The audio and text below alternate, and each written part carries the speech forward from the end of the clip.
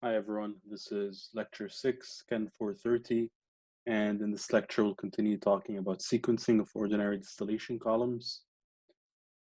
Continuing on what we started last week. This will also be a short lecture this week, and the idea here is that you really need to start working on your projects. You need to get in your groups, start building your methods of communication, start optimizing your workflow, how you communicate with each other. You should, at this point, you should have started or made significant progress in surveying the literature, seeing what other processes are out there, what other patents are out there, what other people have done before, and starting to build an idea on how you're going to approach your design. And then your next step would be to start, building your database of chemicals, getting all the data you need, critical properties, physical properties, all of this stuff, so that you can start now thinking about, building your base case, using your heuristics, all of this stuff to reach a design you can present and defend. Okay, week 6. This video will be out on September 28th. Continue talking about sequencing ordinary distillation columns, and we'll also have Aspen Plus tutorial number 5. Tutorial number 4 should be due. However, you also have 2 weeks from this date to submit it without penalty.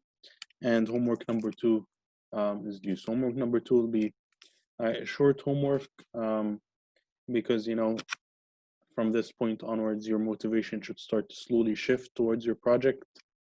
And, by the end of the semester and most of design 2, your motivation should be fully focused on your project and really trying to implement all the stuff you're learning, kinetics, mass transfer, heat transfer, the stuff we're talking about here. And making everything mesh together, working through all these ideas in your head, and you're getting some experience with design and with being a chemical engineer. Okay, so please start working on your projects. If you're still struggling, you're having any issues, reach out to me, please. I can schedule a weekly meeting with each group if you need to. If you're having a hard time finding something, let me know. I'll sit down with you, we'll find it together, we'll get the process started. Okay, so last week we talked about sequencing of ordinary distillation columns. We talked about the idea of a separation factor. We talked about the idea of, what rules will guide your sequencing of a multi-component mixture, right? So if I have a multi-component mixture, A, B, C, D, E, which one should I take out first? How many combinations are possible for this sequencing or for this separation? If I'm using 2 technologies, how many possibilities are available?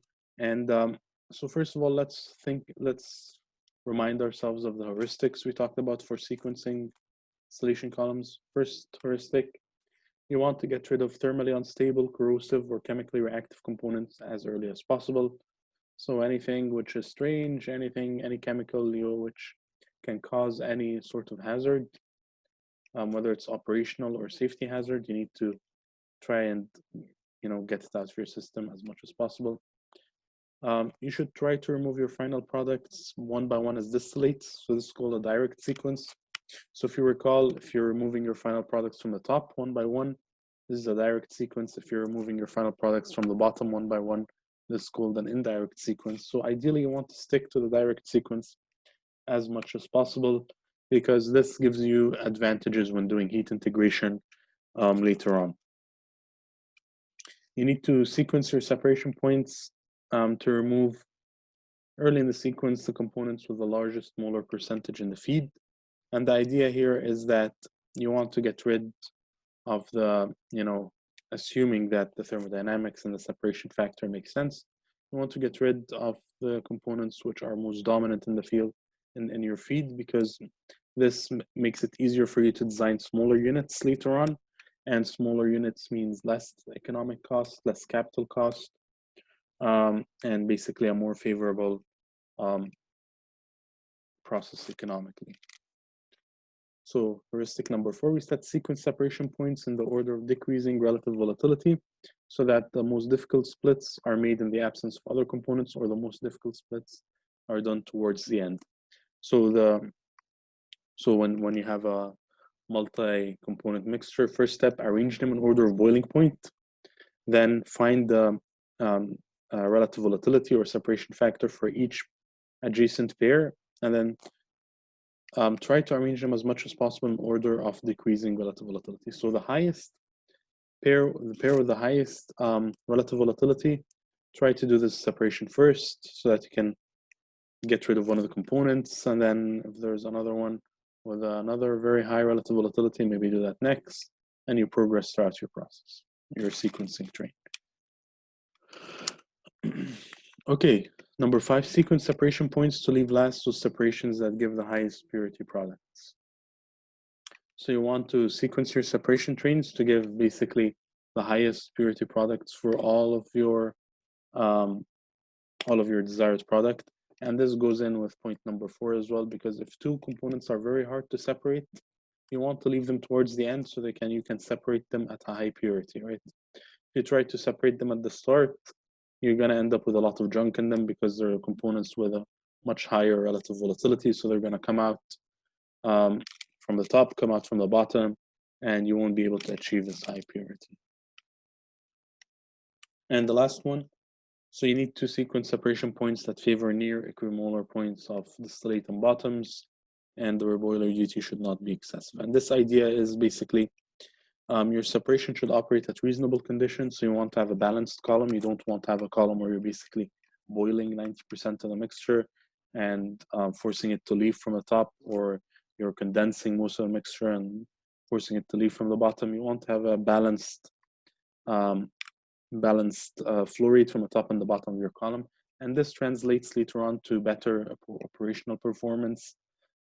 Makes it easy for you to use process simulators. So for example, if you're using Aspen Plus, you don't want your stream to dry out in the simulation, because this is going to generate a whole bunch of errors and it's going to make the math difficult. So your math will start diverging, start reaching infinity, all this stuff.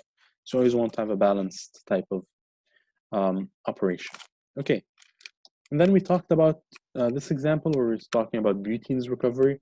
We said you have a mixture of propane, butene, N-butane, trans-butene, cis-butene, and N-pentane.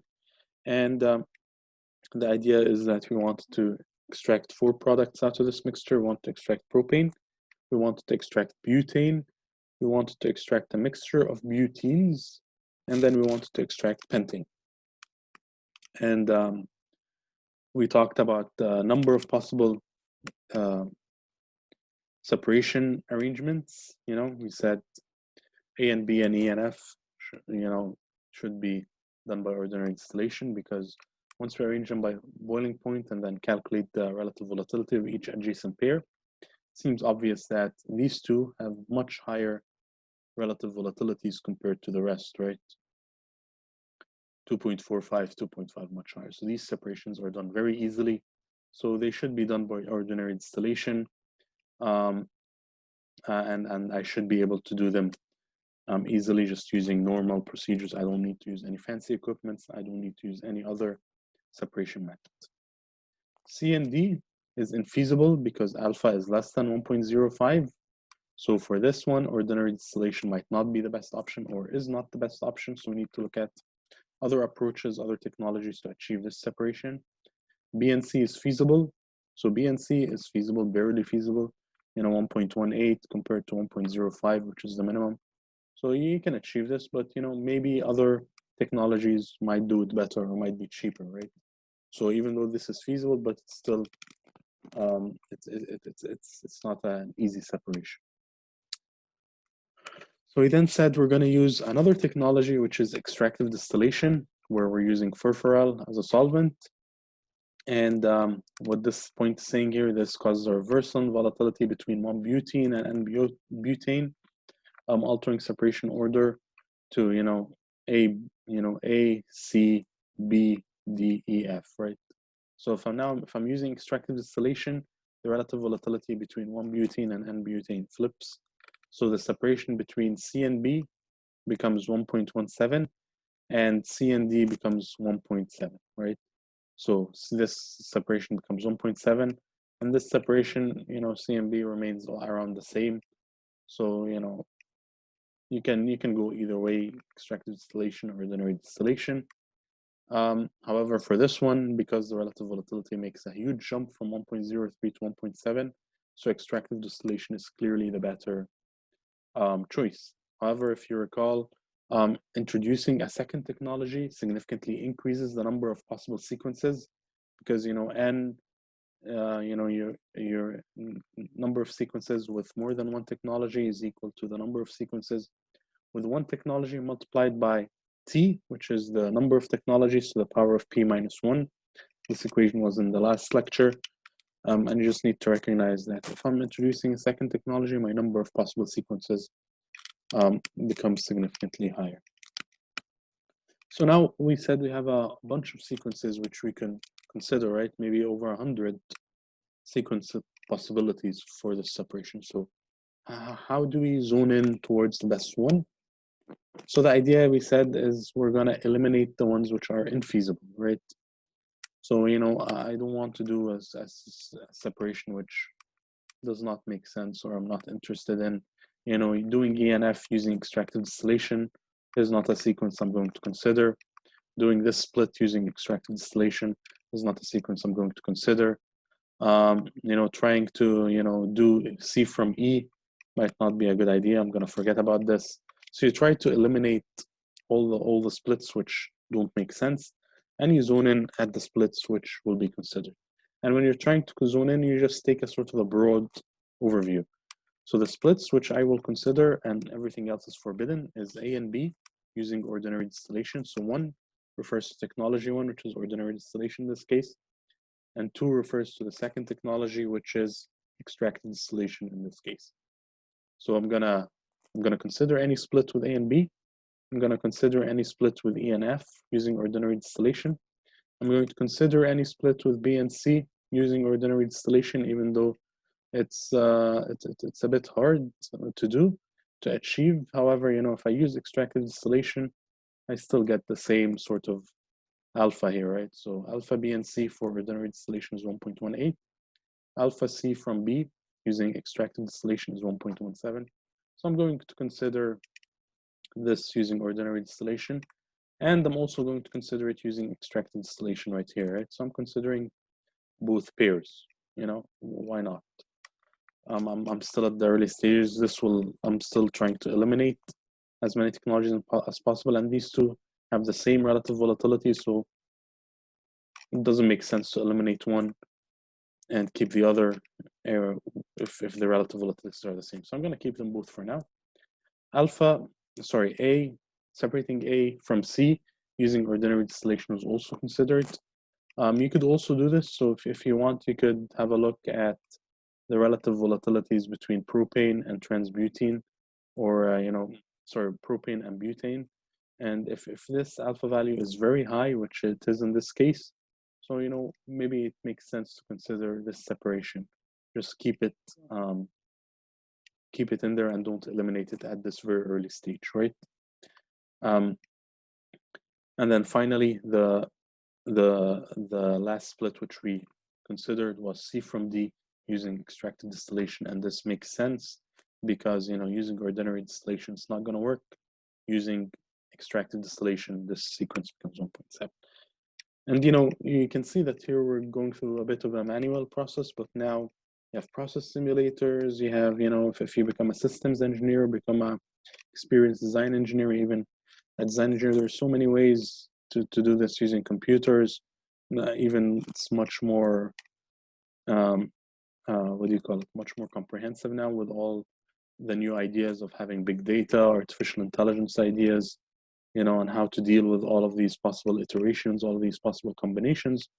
There are much more comprehensive ways. However, they still follow the same logic, right? You start with a thermodynamic basis or a thermodynamic idea, which is what drives distillation, in this case, relative volatility. You determine all the possible sequences, and then you try to eliminate sequences based on a bunch of, or based on heuristics, based on logic.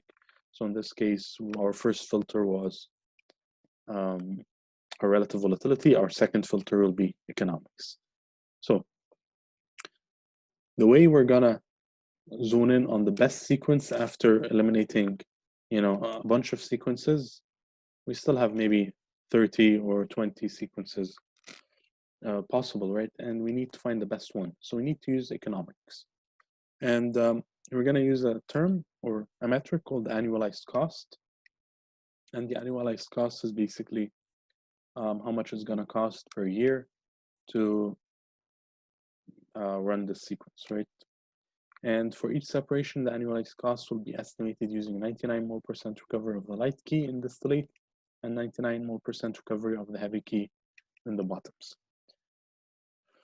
So this, you can see it's a conservative estimate because if you recall, we said, as your separation purity increases, your cost starts increasing exponentially. We're still using a very high metric or a very high purity to determine our annualized cost. And in order to determine the annualized cost, we're going to talk about 6 or 7 general steps or the general approach to achieve so. Okay, so we need to follow the following steps. So this is step 1. So step 1, I'm going to set the distillate and bottoms column pressure using the algorithm shown below. And the idea of this algorithm, you can read it in details, I'm going to go through it in a bit, is to set your optimum operating temperature, your optimum operating pressure. You can do it this way. You can do it through the methods which you learn in mass transfer. You can read a TXY diagram, you can read a PXY diagram, you can read a TP diagram, do it whichever way you want, but the idea is you need to determine your operating temperatures and pressures for the column, okay? The algorithm shown here, this is sort of because, if you're using Aspen or you're using something, Aspen won't be able to, doesn't necessarily read the diagram. Aspen sort of translates this diagram into an algorithm to try and read it. So the way it does is distillate and bottom compositions are known. This is what you do in mass transfer. You're told that the feed comes at composition X or Z, and I want the top to be composition Y. So you go look through the diagrams and you get your temperatures, right? Calculate your bubble point, and again, bubble point, dew point. You should always know what these mean, right? Especially if you're going to become, you're going to work on the field, or you have ambitions to become a process engineer, or a classical chemical engineer. You need to calculate your bubble point. After calculating your bubble point, calculate your dew point. You determine the best refrigerant. Then you calculate your pressure. From your pressure, you calculate your bottoms temperature, bottoms pressure, and then you try to lower pressure as possible based on pressure drop. And then by this point, you have your temperature at the top, you have your temperature at the bottom, you have your pressure, you have your pressure drop, and you have enough information. So by the end of your mass transfer course, you should be able to do all of this by reading a diagram and maybe by using an equation. And you should be able to understand that there's a temperature at the top, temperature at the bottom, they're different. So temperature at the top will basically be the temperature of your condenser. Temperature at the bottom will be the temperature for your boiler, every temperature of the column. So you have a sort of a higher resolution view of this distillation column, right? Temperatures, pressures. Okay, so once we get to this point, and then this is a bigger zoomed in picture of this algorithm, and the idea is very similar to what you're covering in mass transfer. Just getting temperatures, pressures, compositions in your column. Okay, moving on. So you have this. Slide, right? So you have this diagram or algorithm, whatever. So the second step would be to estimate the number of stages and reflux ratio using any method you want, right? Aspen Plus uses this WUG method. You have the STWU column. We're going to talk about distillation columns in Aspen in a bit.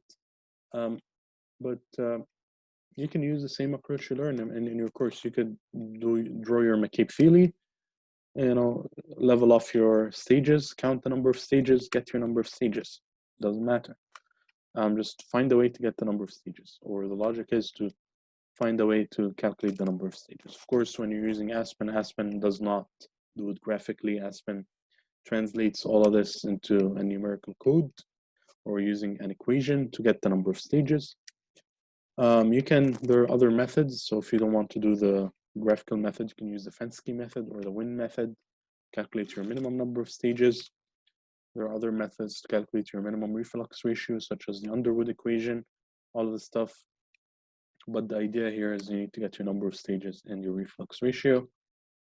And once you get your number of stages, there are also a bunch of other correlations, you can find them in your mass transfer book, you can find them online. And they're all, mathematically, they're all the same as your McCabe-Thiele diagram. Just your assumptions will be different. So step 2, basically estimate your number of stages and your reflux ratio. Okay, step 3 in determining your annualized cost will be to select a trace spacing and calculate the column height. So after determining your number of stages, whether you do it by McCabe-Thiele or whatever, I need to try to get a column height, right? Because at the end of the day, I need a column height and a column diameter to calculate the cost. So the way is, I'm gonna say each tray is 2 foot, or each tray is 6 foot, or each tray is 4 foot, whatever it is. This is called the trace spacing. If I multiply the trace spacing by the number of trays or by my number of stages, I get the column height. So once you have your column height, you use a correlation to calculate your column diameter or your tower diameter. So fair correlation is a very common one. Aspen Plus has a tray sizing utility. It's also a very useful tool. And you just need to recognize that calculating tower diameter is not a simple thing. So if you don't, if you look at these equations and they look scary, or they have a whole bunch of parameters which you don't know what they are, it's fine. Just work through it slowly. Make your engineering assumptions properly. Use your engineering, intuition to reach the right answer. Okay. Because this distillation column inside is very complex. You have a gas distributor. Sorry, you have a liquid distributor at the top. You can control your, the liquid film thickness. You can control the droplet diameter. So many variables inside the hydrodynamics. The flow dynamics are quite complex inside. So you can get foaming. You can get, all types of weird things. So these correlations just try to get a generalized estimate. And some of these correlations try to account or correct for things you see inside the column, like flooding. As we said, flooding is when the gas does not have enough energy to push the liquid up, or to push through the liquid. So the liquid just floods your column, and you end up with a very high pressure drop at the top of your column. And you want to avoid flooding. So a lot of these correlations try to correct for flooding and correct for other things. But the basic idea is, there are correlations out there. If you don't find one, or you're not comfortable using one, or you just don't think they're accurate, you can always use Aspen Plus. We're going to talk about this in your Aspen tutorial, and you can determine a height, you can determine a diameter. Okay, so now at this point, I got my temperature, pressure. First of all, I got my number of stages. I assumed the trace spacing. I got my column height, and I got my column diameter. Okay, so now I have my height and diameter. I'm gonna estimate the installed cost of a tower using a costing chart. There are also costing correlations. So find the book Peters and Timmerhouse, or find any other engineering economics book. They have all these costing correlations, but this is what a typical costing chart looks like. I have this chart here. On the x-axis, I have my size factor, which is the weight of the column in pounds. On the y-axis here, I have my purchased cost. This is a log chart, so 1,000, 10,000, 100,000, 10,000, 100,000, all the way to 10 million. And I have 3 lines, right? The dashed line with dots and dashes is for horizontal vessels. The solid line is for a vertical vessel, and the dotted line is for a vertical tower. Distillation column is basically a vertical tower, right? So if you know your column height, you know your column diameter, you need to basically assume a material and take a standard thickness for this, or there are guidelines. So if you open this chapter, or if you open any other engineering costing book, they have some sort of guidelines to help you estimate or get a generalized estimate for how much this will cost. I calculate the, I have my height, I have the diameter, I'll calculate and I have my thickness. I can calculate basically a volume, multiply this volume by the density of the material. I get an estimate of the weight of this column. Once I know the weight of the column, I go up here to vertical tower, and I get the purchase cost. And this is one common type of charts for pressure vessels and towers. There are many other types of charts out there. There are even correlations. You can use Aspen Plus if you want to. You can use any type of, there are many estimating tools for this type of thing. You know, some engineers like to use back of the hand calculations. So some books, or, you know, even if you're part of AICHE or part of, you know, chemical engineering or IChemE, they publish these back of the hand tables where you can just say, oh, distillation column with a flow rate of, you know, 100 moles per second. So this is the average cost. Boom. That's it. Just back of the hand number.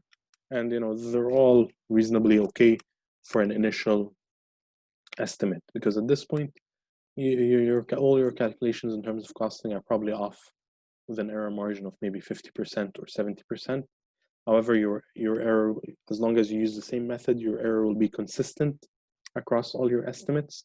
So it can be used to eliminate some process when trying to determine the best sequence. Okay, good. So I estimate the cost of the tower. I have a number for the cost.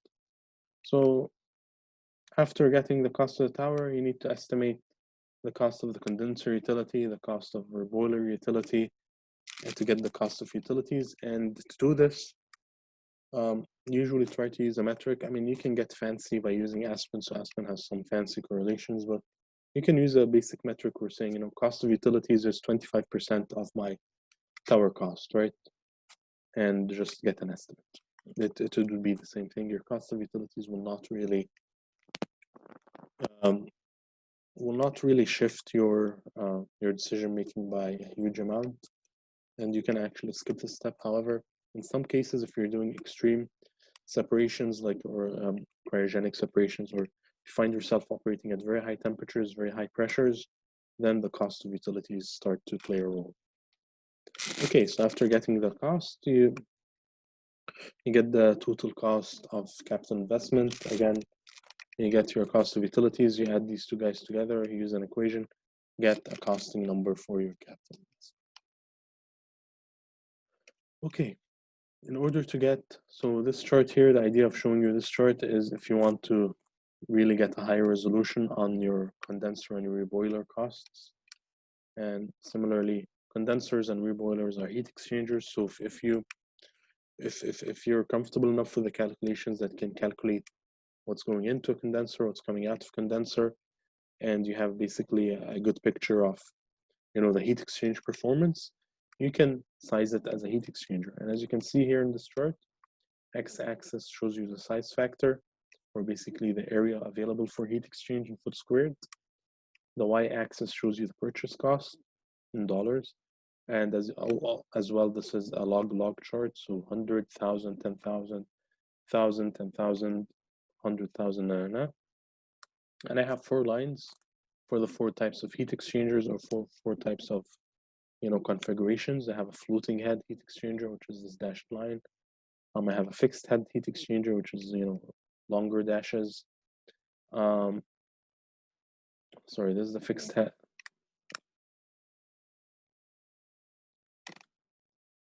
Yeah, so this will be the fixed head, which is the bottom one. The one above it will be the U-tube heat exchanger, which, you know, I have a U in it, and then the very top is the kettle vaporizer type of heat exchanger, right? So there are all types of heat exchangers, and a reboiler at the end of the day is a heat exchanger, so you can have a reboiler with any of these designs or any bunch of other designs as well. Okay. Once you get all your condenser reboiler costs, all your capital costs, and again, most of the time you wouldn't, I mean, this is a very classical approach. Nowadays, you just use Aspen and click on show me the economics, or do a back of the hand type of estimate based on previous experience.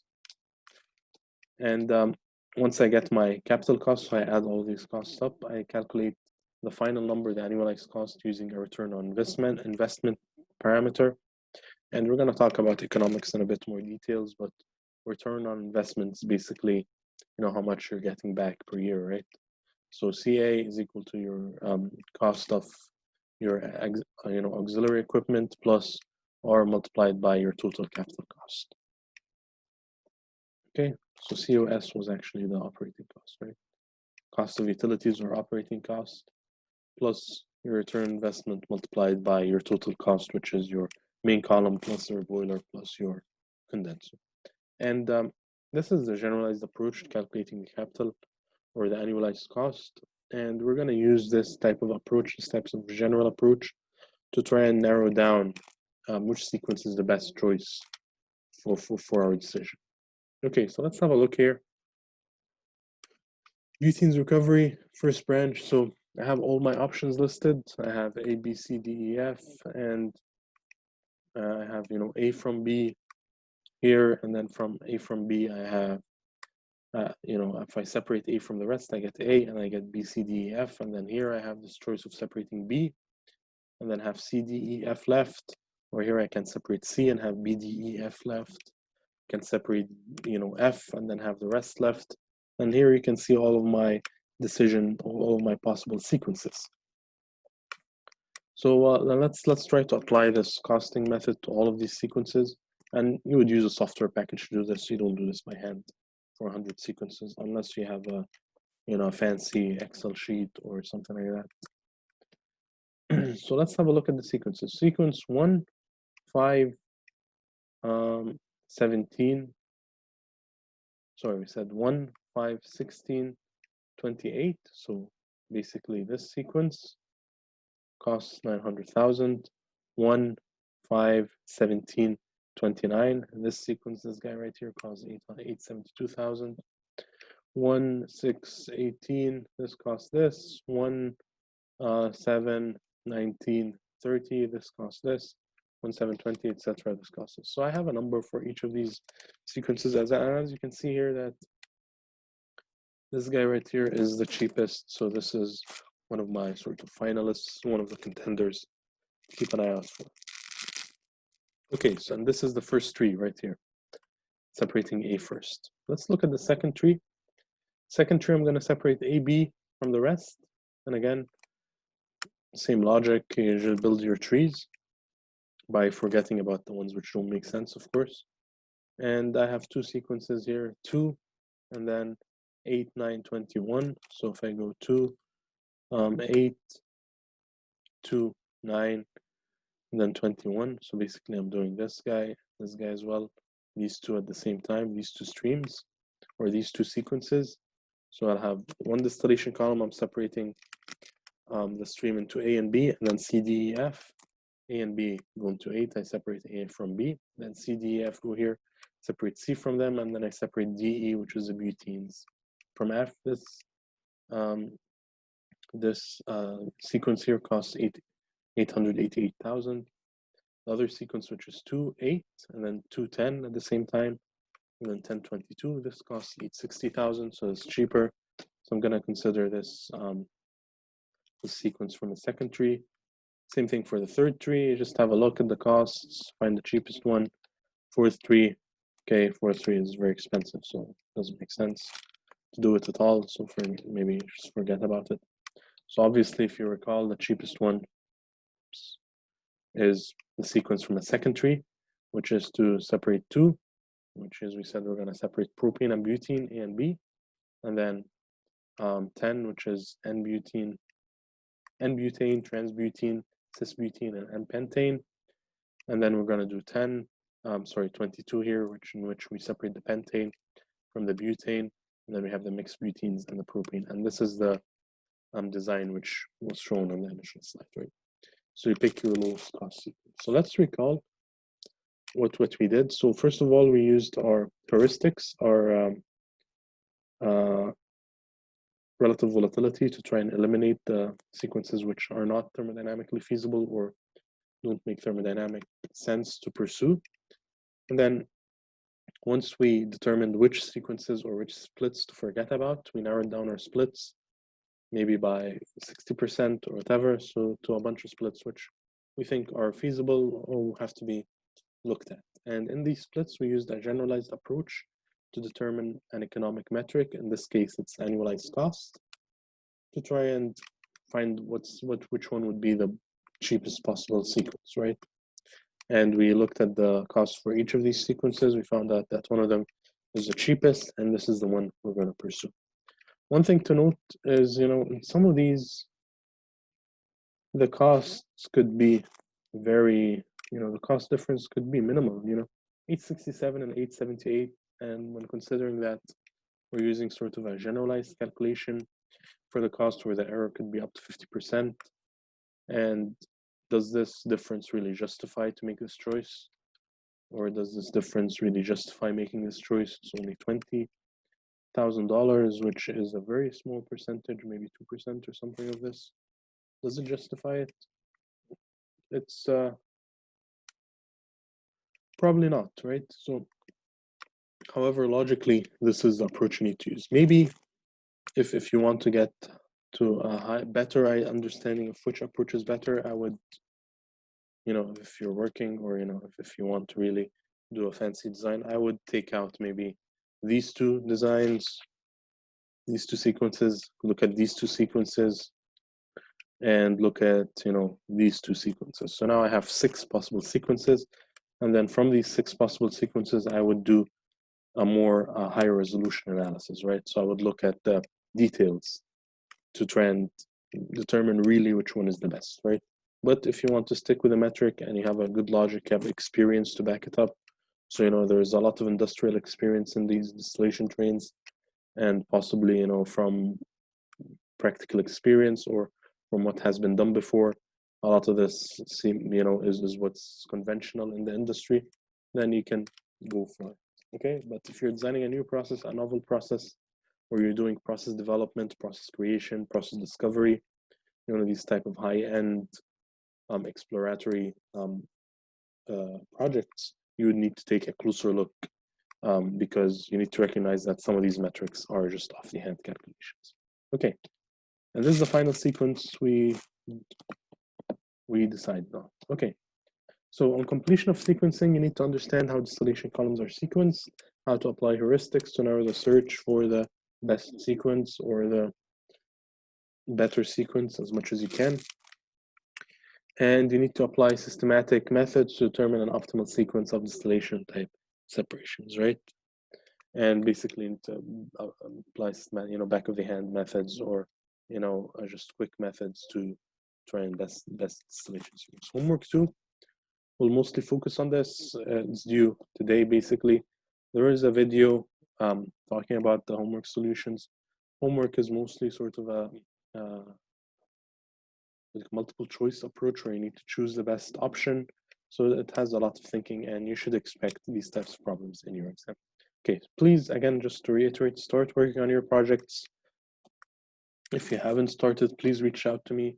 You need to really get going, and really need to get in the mindset of working groups, mindset of tackling these projects and breaking them apart and dealing with them.